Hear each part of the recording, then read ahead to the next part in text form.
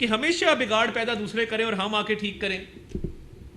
تو اس وقت بہت سنجیدگی سے وزیر اعظم صاحب 20 گھنٹے کام کر رہے ہیں اور اکنامک ریفارم ایجنڈا، معاشی اصلاحات کا جو ایجنڈا ہے وہ کی اولین ترجیح ہے. تو ہم تو چاہتے ہیں کہ آپ ہماری رہنمائی کریں اس کے اندر. آپ ایک مدبر شخص ہیں، آپ بیٹھیں ہماری رہنمائی کریں، ہمیں بتائیں کہ کیا بہتری لائی جا سکتی ہے ایگزسٹنگ سسٹم کے اندر رہتے ہوئے. خدا کر کے اس ملک کو دیکھیں، ڈیفالٹ سے بچانا بڑا جان جوکھوں کا کام تھا. بیٹھے بیٹھے آپ تو اس پروسیس کا پارٹ نہیں تھے، مگر میں آپ کو گوش گزار کرنا چاہتا ہوں کہ ڈیفالٹ کے دہانے پر ہم کھڑے تھے، لوگ باتیں کر رہے تھے کہ جی یہ کل کو فلاں ملک بن جائے گا، یہاں ایئر لائنیں آنا بند ہو جائیں گی، بینکوں کے باہر لائنیں لگی ہوں گی لوگوں کی کیش وڈرالز کے لیے، لوٹ مار ہوگی سڑکوں کے اوپر، ایئر لائنز نہیں آئیں گی، ایلسیاں نہیں کھلیں گی. اس سچویشن کو اللہ تعالیٰ کے فضل سے اس رب کی ذات نے مدد حضور صلی اللہ علیہ وسلم کے صدقے ہم آج بیٹھے ہیں اور ملک ڈیفالٹ سے بچ گیا. ورنہ تو آئی ایم ایف کو لیٹر لکھے جا رہے تھے، آئی ایم ایف کی ڈیل کو سیبوٹاج کیا جا رہا تھا. تو ڈیفالٹ سے بچا تو اس کے ثمرات کیا آئے؟ جو ہم ایک بنیاد رکھ کے گئے تھے، روپے کی قدر اتنی غیر مستحکم تھی کہ کبھی 300 کبھی 320. جو بیچارے ایکسپورٹر سے ان کو سمجھ نہیں آتی تھی کہ کریں کیا اور کس طریقے سے اس کو آگے لے کے چلیں. باہر کانٹریکٹ ہونا بند ہو گئے تھے، ایلسیاں کھلنا بند ہو گئی تھیں. آج اللہ کا شکر ہے اگر روپیہ مستحکم ہوا ہے تو اس کی بنیاد پی ڈی ایم کے دور میں رکھی گئی کہ ڈیفالٹ سے بچ گئے، روپیہ مستحکم ہو گیا. اسمگلنگ کے خلاف کریک ڈاؤن بڑا اچھا کام ہوا، اس میں آرمی چیف کی بڑی کاوش شامل ہے، انٹرم گورنمنٹ نے اس میں بڑا کردار ادا کیا. جو بنیاد پی ڈی ایم دور میں رکھی گئی اس کو آگے بڑھایا. آج اللہ کا شکر ہے کہ روپیہ بھی مستحکم ہے، مہنگائی میں کمی بھی جو ہے پچھلے سال کے مقابلے میں 23% سے 11% کے اوپر ہم آئے ہیں، اور بجلی پہ بھی سبسڈی اس دفعہ دی ہے. تو بات یہ ہے کہ 20 گھنٹے جو کام ہو رہا ہے اور دوست ممالک کے ساتھ جو ہمارے روابط بڑے ہیں، تعلقات آگے بڑھے ہیں، اور سرمایہ کاری کے حوالے سے جو معاملات چل رہے ہیں، تو اس میں بڑی کاوش ہے موجودہ حکومت کی. تو ہم چاہتے ہیں کہ آپ بھی اس میں حصہ ڈالیں، آپ بتائیں. اور آئی ایم ایف کا معاہدے کی جو میں ذکر کر رہا تھا، دیکھیے یہ بڑی مشکل سے معاملات کو طے کر کے تو آئی ایم ایف کا معاہدہ طے ہوا ہے، جس میں اب آپ دیکھ رہے ہیں اسٹاک ایکسچینج میں بڑی تیزی ہے اور اکنامک انڈیکیٹرز دن بدن بہتر ہو رہے ہیں. آئی ٹی ایکسپورٹس جو ہیں وہ ریکارڈ آئی ٹی ایکسپورٹس ہوئی ہیں اس ملک سے. تو یہ معاملات جو ہیں ان کے حل کے لیے حکومت کوشاں ہے، اور آئی ایم ایف کے معاہدے کے ہونے سے اب اکنامک اسٹیبلٹی آئی ہے. ہماری خواہش ہے کہ اللہ کرے آئی ایم ایف کا آخری معاہدہ ہو، جس طرح وزیر اعظم صاحب اکثر فرماتے ہیں. مگر ہمیں جو فیصلے کیے ہیں اس کے تحت آہستہ آہستہ کر کے ریلیف کی طرف بڑھنا ہے. ہمیں اس بات کا ادراک ہے، ہمیں اس بات کا اندازہ ہے. تو آپ اگر رہنمائی کر سکتے ہیں، یو مور دین ویلکم، ہم بیٹھنے کو تیار ہیں. مگر دیکھیے عام شہریوں کی زندگی کو اجیرن بنانا یہ تو کوئی طریقہ نہیں ہے، اور سڑکیں بلاک کرنا. دیکھیے پہلے ہی دہشت گردی کی ایک لہر ہے جس سے ہم نبرد آزما ہیں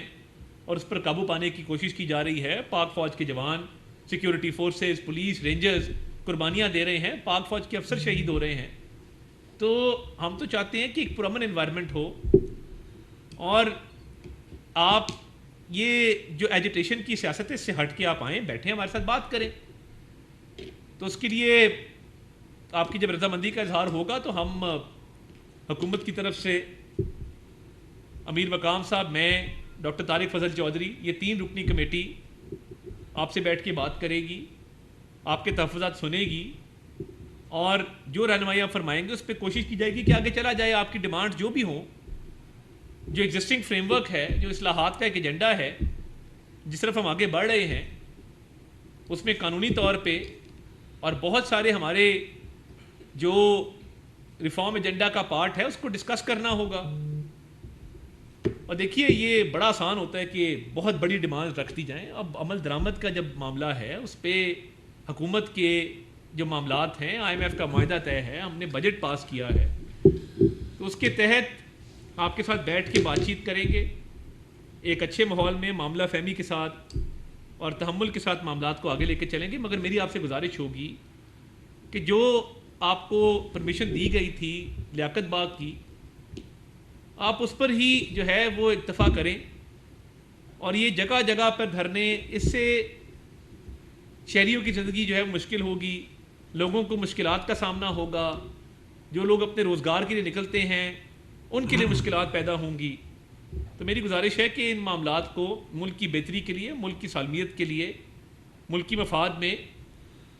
پرامن آپ اپنا جلسہ کریں لیاقت باغ کے اندر، اور حکومتی ٹیم جو ہے وہ مذاکرات کے لیے جو ہے وہ تیار ہے، تو جب بھی آپ کو عندیہ دیں گے تو ہم آپ کے ساتھ بیٹھ جائیں گے۔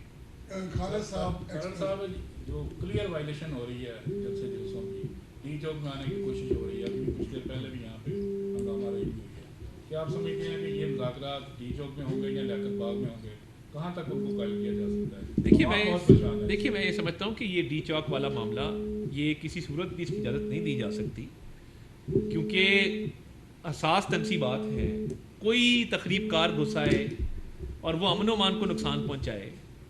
اور یہاں پہ سرکاری بلڈنگز ہیں، کار سرکار ہے، اس میں مداخلت جو ہے وہ دیکھیں کسی صورت بھی اس کی اجازت نہیں دی جا سکتی۔